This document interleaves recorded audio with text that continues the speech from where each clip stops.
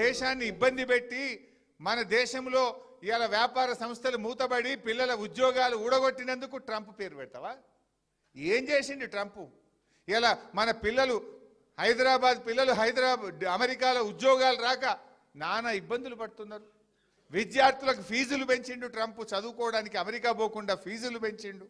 ఫీజులు పెంచి బేడీలేసి మీ టారిఫ్లు పెంచి భారతదేశాన్ని ఇబ్బంది పెడుతుంటే ఈయనట ట్రంప్ రోడ్డు పెడతాడట. ఇది భారతీయులను అవమానించడం, ప్రజలను అవమానించడం. ఎవడన్నా ట్రంప్ పేరు పెడతాడు?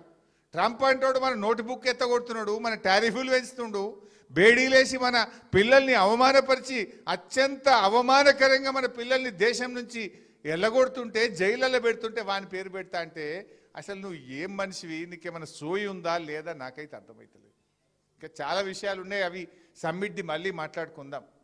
కానీ ఉద్యమానికి వస్తే మా వినోదన్న ఒక మంచి పాయింట్ చెప్పిండు. కాంగ్రెస్ వాళ్ళు సోనియామ్మ ఇచ్చింది అంటుండ్రు.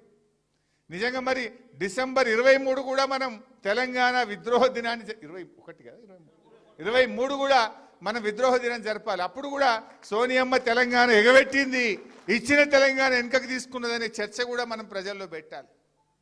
ఇవాళ ఇదే రేవంత్ రెడ్డి ఏమన్నాడు? సోనియా గాంధీ బలిదేవత అన్నాడు.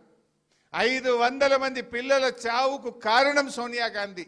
ఇచ్చిన తెలంగాణ వెనక్కు తీసుకోవడం వల్లనే ఈ పిల్లలు బలిదానాలు చేసుకున్నారని మాట్లాడిన రేవంత్ రెడ్డి ఇలా మాట మార్చిండు. అది నోరో మోరో నాకైతే తెలియదు.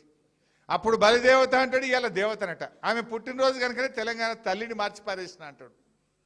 మార్చే హక్కు నీకెక్కడిది? నువ్వేమైనా జై తెలంగాణ అంటే, నువ్వు ఉద్యమంలో పాల్గొంటే, తెలంగాణ భావోద్వేగాలు నీకు తెలిసి ఉంటే, తెలంగాణ పోరాటంలో నీ భాగస్వామ్యం ఉంటే నువ్వు ఆ తల్లిని మార్చేవాడివి కాదు. నీకు అవగాహన లేనటువంటి వ్యక్తివి.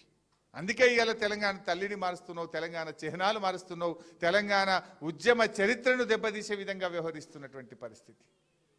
ఒక తమ్ముడు యాదిరెడ్డి, నేను ఢిల్లీ పోయిన ఆ రోజు, యాదిరెడ్డి అనే తమ్ముడు ఇచ్చిన తెలంగాణ సోనియా గాంధీ వెనక్కి తీసుకున్నది.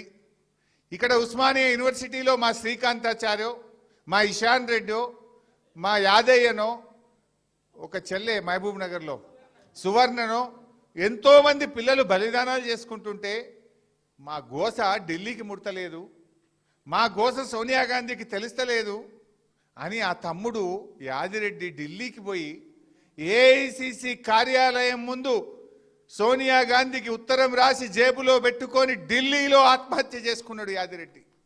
ఓ సోనియమ్మ, మా బలిదానంతోనైనా కళ్ళు తెరువు.